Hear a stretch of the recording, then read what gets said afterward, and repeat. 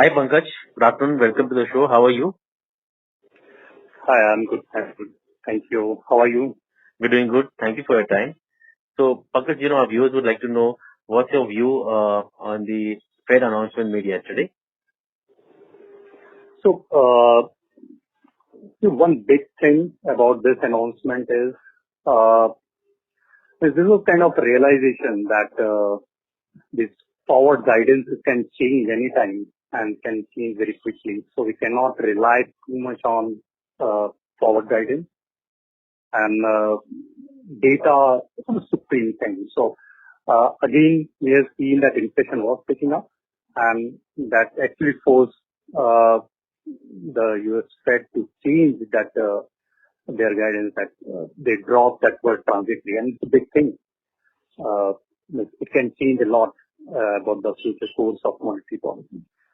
So our sense is that now inflation has become a risk even in Fed's mind. So it's not just the policy normalization as per the growth numbers and other stuff.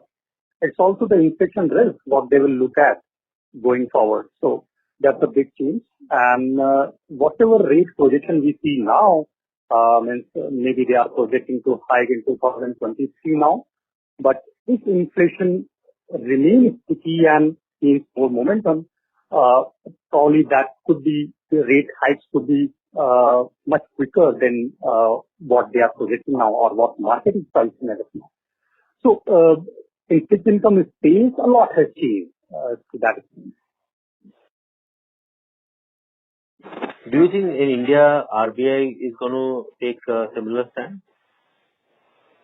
Uh, There is a possibility. One, because domestic factors are also behaving in a similar way. We have seen the recent inflation print in the month of May. Maybe it can be called as a transitory, but I'm sure not entirely transitory. There are certain portions which are which can stick around, and the overall inflation is sticking very close to maybe RBI's upper threshold. So, on the domestic front, there are inflationary pressures. And secondly, from the international cues, if you see, suppose if Fed start tapering and you'll see pressure on global bond yields, it would be very difficult for RBI to hold on to lower rates. So there could be some action, but I don't see RBI acting very fast.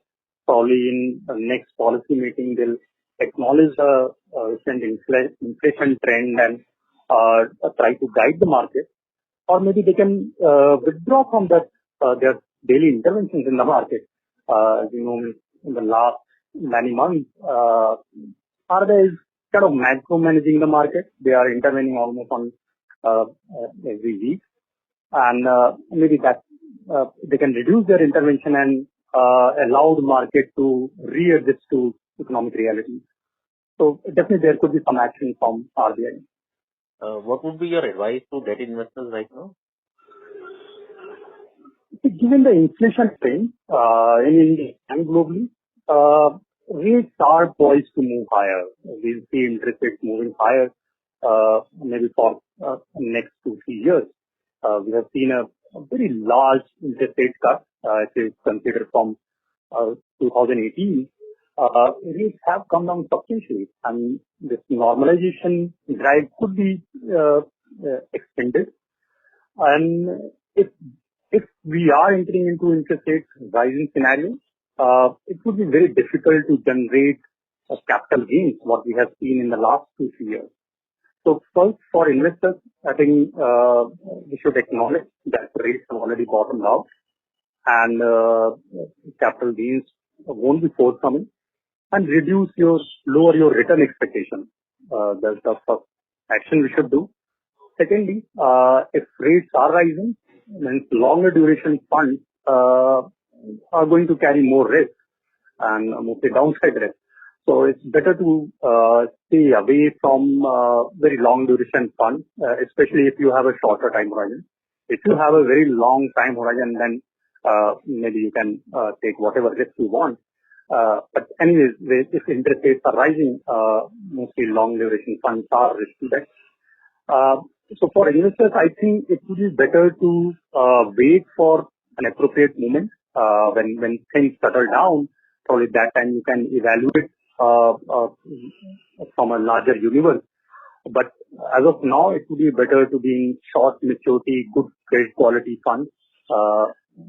Maybe try to play safe rather than trying to hunt for higher returns. Right. Do you think this is going to impact the emerging markets immediately, or you think it's going to take another 2 to 3 years time? So there will be enough time for the fund managers or the investors to adjust to the new norm. See, history suggests us that it never behave in a way we want or with the project. So there could be bout of volatility in between. You cannot rule out. Maybe central banks across the globe, they are kind of guiding the market, the bond market. But in past, we have seen that on many occasions they failed to have any material impact on market. So I think there could be bout of volatility, maybe in this year itself, towards the year end. I don't think this is going to be a very smooth path. So it's better to stay alert and play safe under these circumstances. Right. Right. Apart from the bond yields, on the currency side, do you see any major depreciation going forward, INR? And if yes, what would be the levels that you would be expecting? See, this has been one area where RBI had a very cautious scheme. They have absorbed almost entire inflows of what came in India and since the pandemic hit us. So already our reserves have crossed 600 billion mark, right? So they have enough firepower to defend currency value, but you cannot rule out some readjustment to global currency movements. So there could be some volatility, but I don't see a large depreciation happening. Probably it will be very controlled depreciation of INR, which RBI will allow. Right. It's very difficult to put any number, but maybe 2-3% kind of depreciation in this year. That is possible. Right. Finally, are you happy with the way economy is bouncing back after the lockdown? Yeah, means even after the first wave, means that it actually surprised almost everyone, not just the market forecasters but also the policymakers. So I'm sure even after the second wave, means the economy is going to behave in a similar way. Means people are just waiting for this lockdown to get lifted and probably see a similar kind of bounce after the second wave as well. Right, sir. See, this time the impact was not that great, what we witnessed after the first wave. But again, there are other very different kind of impact on the different sectors. So I think this is going to be much more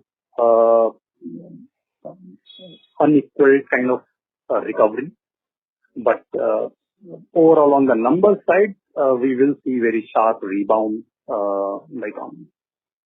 Right. Right. Thank you, sir. Thank you so much for your time. It's always a pleasure talking to you. Just for our viewers, a simple disclaimer that investments in mutual fund is subject to market risk, and one should read all scheme-related documents before investing. Thank you so much for your time, sir. Thank you. Thank you.